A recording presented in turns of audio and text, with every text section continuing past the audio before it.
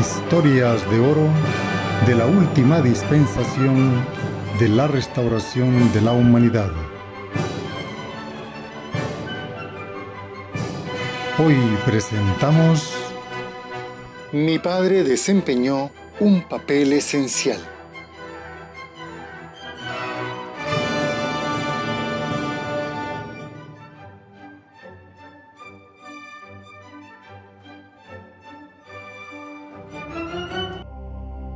Muy bien, de ahora en adelante deberías usar estos zapatos cuando salgas, me dijo mi abuelo materno. Miré el extraño calzado y pregunté, ¿qué son estos? Se llaman tacones altos, dijo. Durante el dominio colonial japonés en la Corea rural, las modas occidentales como los tacones altos no era algo común de ver en las zonas rurales. Mi abuelo, Hong-Yu-il, sin embargo, era un ilustre caballero que apreciaba las cosas modernas. Él, personalmente, había ido a la ciudad y había comprado de esos tacones altos para todas las mujeres de su familia. Mi abuelo era alto, amigable y buen mozo, y todos respetaban mucho su pensamiento progresista. A pesar de que había crecido en un hogar de estricta tradición confucionista, estaba adelantado a su época. Curiosamente, cuando conocí al padre Moon por primera vez, pensé en mi corazón que se parecía a mi abuelo. Esa fue una de las razones por las cuales me sentí a gusto con el padre Moon cuando lo conocí. A pesar de que tenía solo 13 años, él no fue un extraño para mí. Mi abuela materna, Jo Won-mo, era una mujer menuda con hermosos rasgos. Además de ser una cristiana devota, era muy trabajadora y activa. Se ganaba la vida dirigiendo una pequeña empresa llamada Pyeongnan Store, o la tienda Pyeongnan, que vendía y reparaba máquinas de coser. En ese momento, las máquinas de coser eran costosas y eran esenciales en la elaboración y terminado del ajuar de una novia. En el pueblo y sus alrededores, mi abuela era admirada porque daba de grandes descuentos a las familias de las nuevas novias y porque concedía buenos planes de pago, algo que nadie pensaba por ese entonces. La abuela solía ir de pueblo en pueblo para recoger las mensualidades cargándome en su espalda. Fue en esas excursiones que experimenté por primera vez cómo el mundo se hacía más amplio.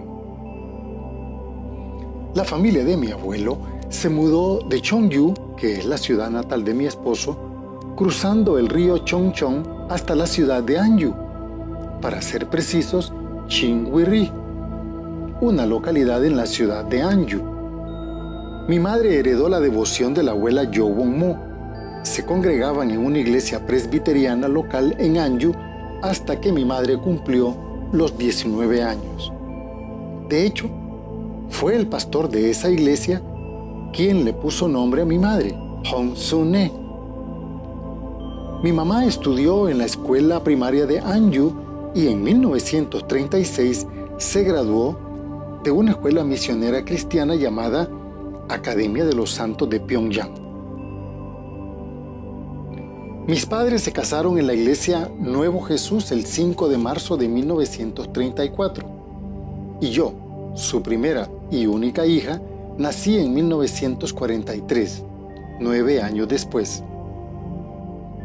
Ese largo e inusual intervalo transcurrió no porque mis padres fueran infértiles, sino porque vivían separados, cada uno absorto en su vida de fe, y en el caso de mi padre, inmerso en su carrera como educador.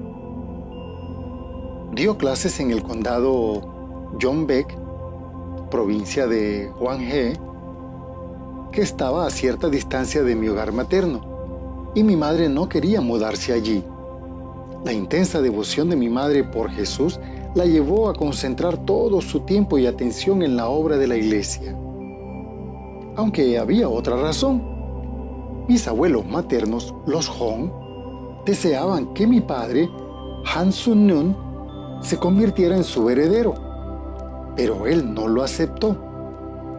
Como primogénito de la familia Han, sus padres no le permitieron echar raíces en la casa de su esposa, por lo que no había condiciones para que ella se mudara con él, ni él con ella.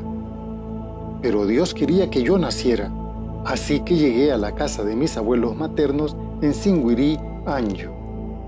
Allí crecí y fue allí donde llegué a conocer a Dios con toda naturalidad. En 1945, cuando Corea recuperó su independencia, las grandes potencias dividieron nuestra península en el paralelo 38, y pronto la alegría de tener nuestro país de regreso se convirtió en desesperación. Los rusos pusieron al mando al Partido Comunista Coreano e implementó políticas respaldadas por una opresión brutal. Tenía 4 años cuando mi padre apareció de repente en nuestra casa para anunciar: las condiciones aquí no van a mejorar. No puedo permitir que mi familia se quede en Corea del Norte. Nos vamos al sur.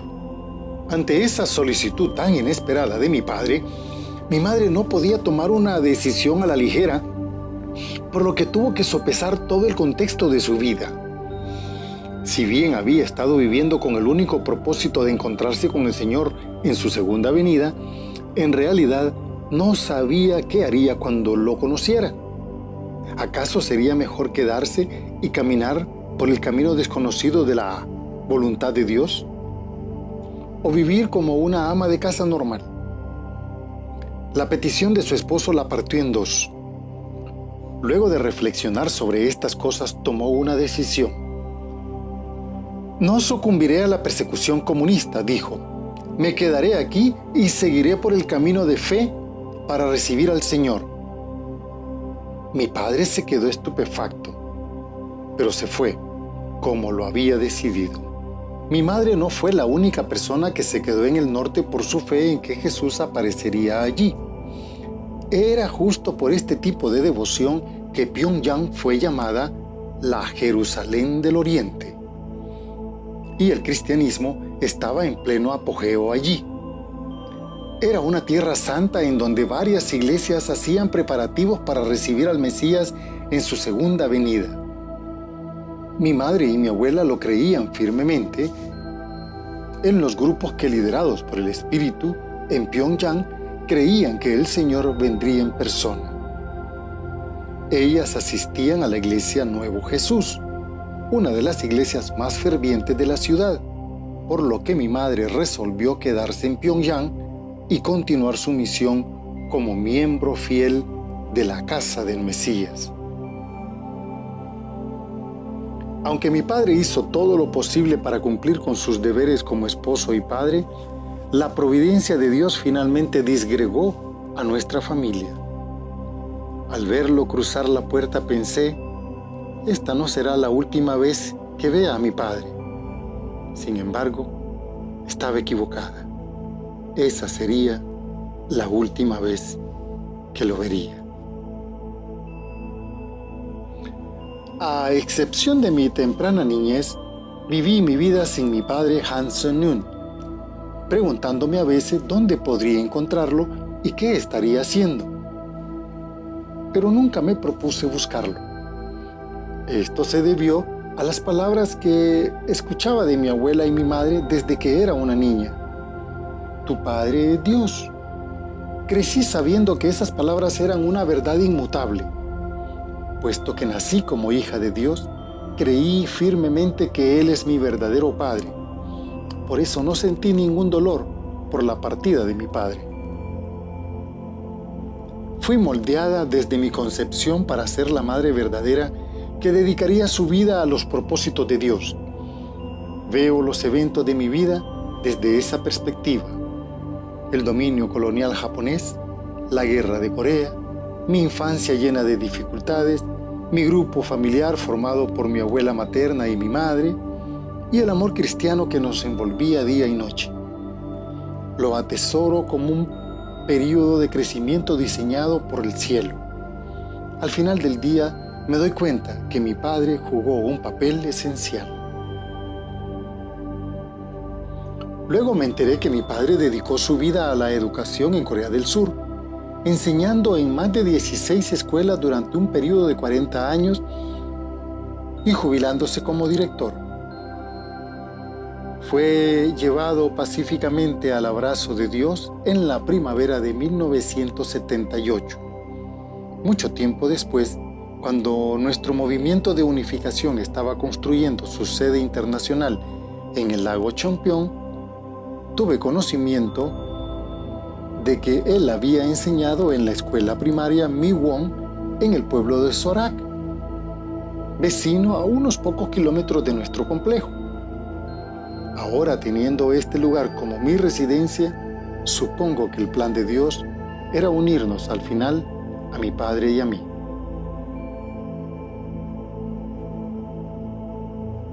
Lecturas seleccionadas de la fe y la providencia divina de nuestro tiempo. Una producción de Diálogos Verdaderos. Un proyecto de divulgación de la comunidad sagrada de Hanol Pumunim, los Padres Celestiales, patrocinado por Gustavo Jiménez y Mr. Seitichi Muto. Producción y ejecución, Mario Salinas. Apoyo técnico, David Tejeda. Producido en Tegucigalpa, Honduras, abril 2021.